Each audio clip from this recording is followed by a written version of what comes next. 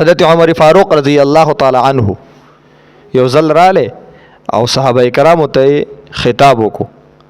صحابي فرمایي په دوران د خطاب کې عمر فاروق رضی الله تعالی عنہ فرمایل کدا عمر فاروق رضی الله تعالی عنہ له کوک شو او د اسلام خلاف څه خبره وکړه نو د دې عمر فاروق علاج به بیا سوي، عمر ابن الخطاب علاج به بیا سوي.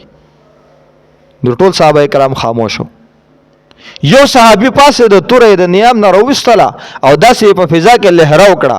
عمر فاروق رضی الله تعالی عنہ ته عرض وکړ امیر المؤمنین دا تور ویني وکا کوګواله مې درکې ولید په دې تور به سم کا.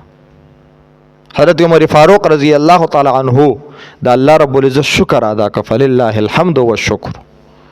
وی د الله د پاره حمد او د الله شکر دی چې زما پر عیه کی زما په ما تحت زما په ملګرو کې داسې کس شتا چې کله هغه خپل امیر المؤمنین د اسلام خلاف ویني نو هغه امیر المؤمنین په تور عمل سمول شي. په دې د خدای شکر ادا کړ.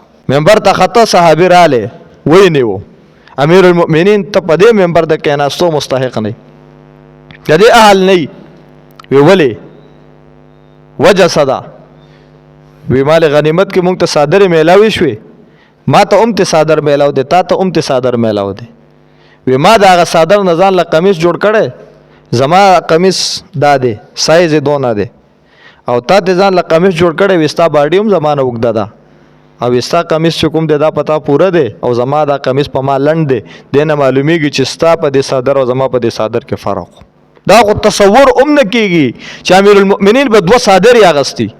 دا صحابي ورته وای ستا په صادر او زما په صادر کې فرق دی امیر المؤمنین ستا قمیص ته پوره خيږي او زما قمیص ته نه ستا باډي هم وګدا دا زما باډي هم لنډه ده بیا هم ستا قمیص ته پوره خيږي سفر کشته پدې کې امیر المؤمنین حضرت عمر فاروق رضی الله تعالی عنہ حکم وکړ مال عبد الله راولي. عبد الله ابن عمر رضی الله تعالی عنہ حاضر شو ودا قمیص ساماله جوړ کړی دی. یا نعم ما جوړ کړی وی زما دا قمیص وګد ولې دی چې د نورو صحابه کرامو قمیصونه ته لند دي زما دا قمیص ولې وګد دی. وی بابا یو صادر تا ته میلاو یو صادر ما ته میلاو.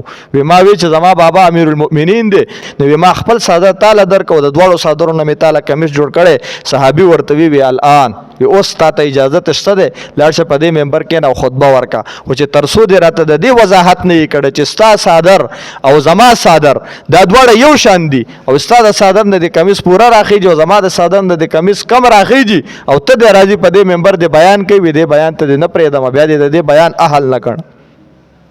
د هغه عمر فاروق د چې رسول الله صلی الله علیه وسلم فرمایي چې په کوم لار عمر فاروق رضی الله تعالی عنہ تیر شي په هغه لار شیطان نشي تیرې ده.